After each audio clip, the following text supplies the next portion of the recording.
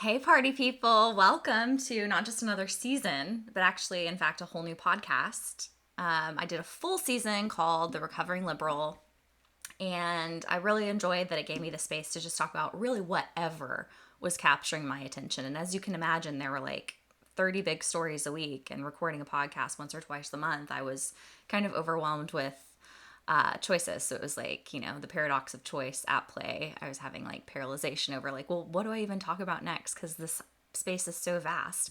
And at a certain point, not that I'm jaded, but you start to realize more and more as you dig into things like politics, especially, that really almost everybody is corrupt in their own special way. So it's really enlightening. It's been a really fun journey for me, but my passion lies 100% in health and wellness. It's the area I'm most passionate about. It's arguably an area where we as individuals and as family units have the most power and the most control. A lot of the issues in our world, we really don't ultimately have a lot of control over, but health and wellness is, I think, one of the places where our power is really underutilized.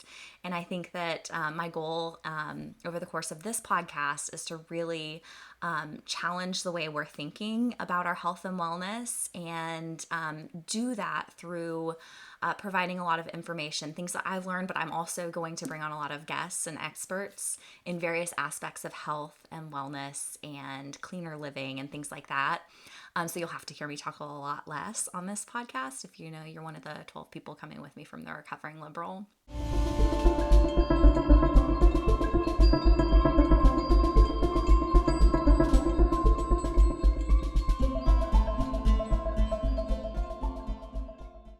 So my premise is this. The podcast is called United States of SickCare. And my premise is pretty simple. I believe that our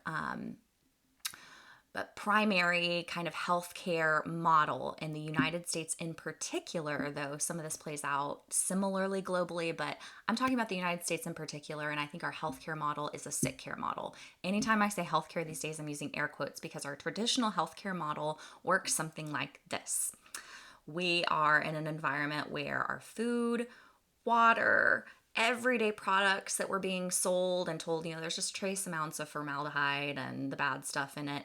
All of those trace amounts obviously add up, and we're being pushed and incented towards products and foods and water sources that poison us essentially.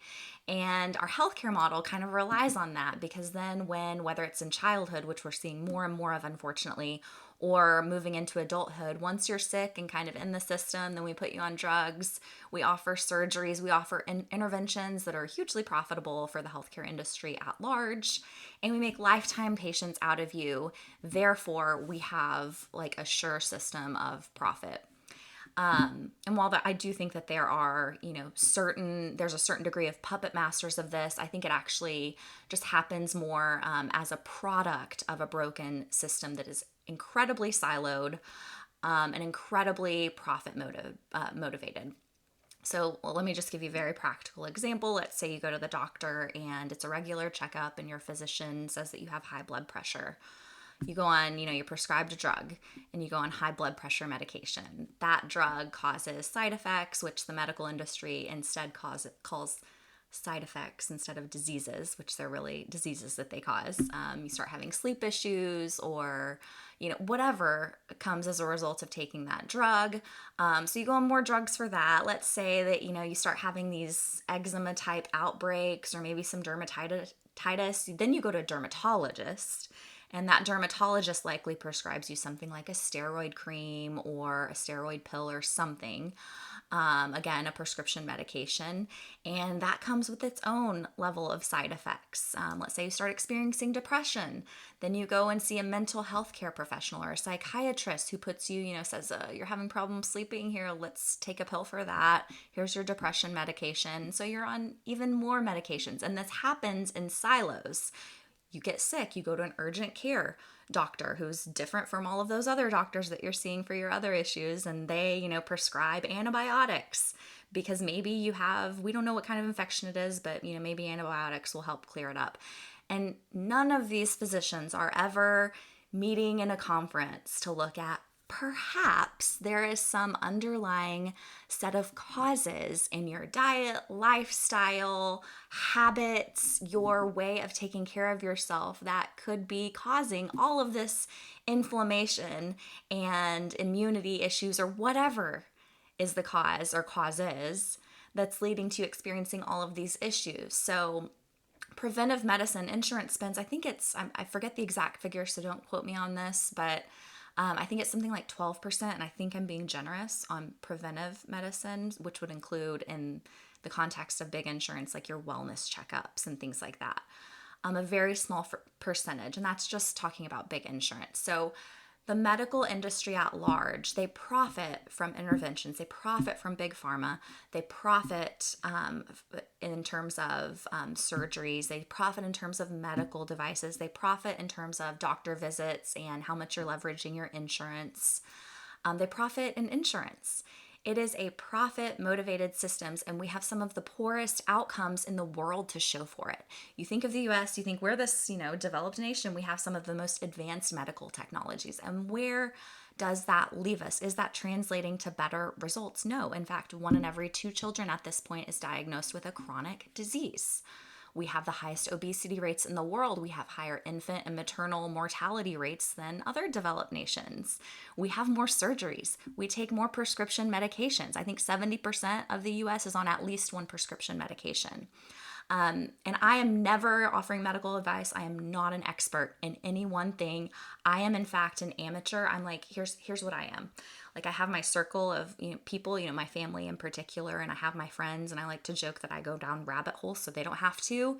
And I'm this person who constantly has my eyes and ears open to the outside world, and I'm gathering information, and I'm understanding and learning how really the systems work and where the incentives are so that I can help cut through the BS and bring back the information, to my people that actually helps us live healthier, have more longevity, hack our own biology and live more healthy lives.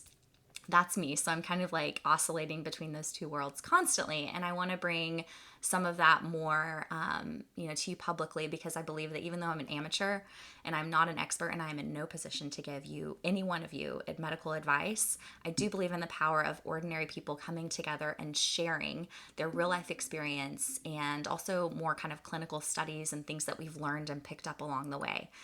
Because even in the world of studies, clinical studies are primarily, they're more likely to be funded if there is a profit incentive ultimately. So who has the best, clinical trials, the most robust, the most scientific, bleep, bloop, bloop, mathematical calculator studies?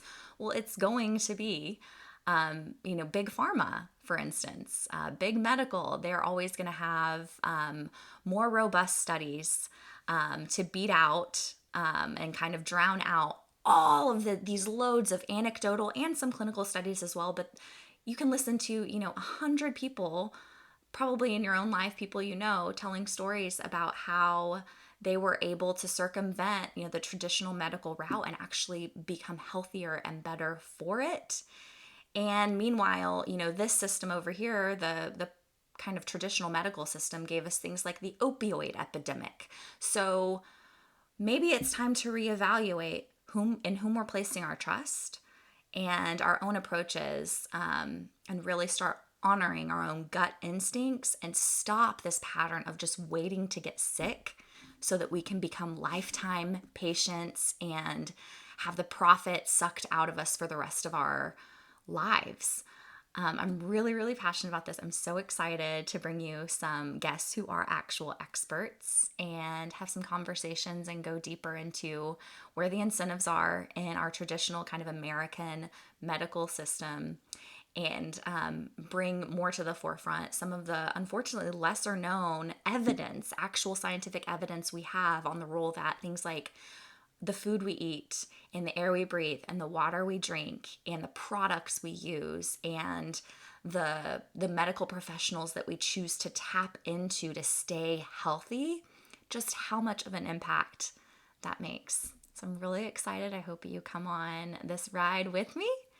And I'll be back with episode 1 soon. I'm going to be interviewing my friend, Dr. Christian Cagnetti, and I'm very, very excited. So I'll see you soon.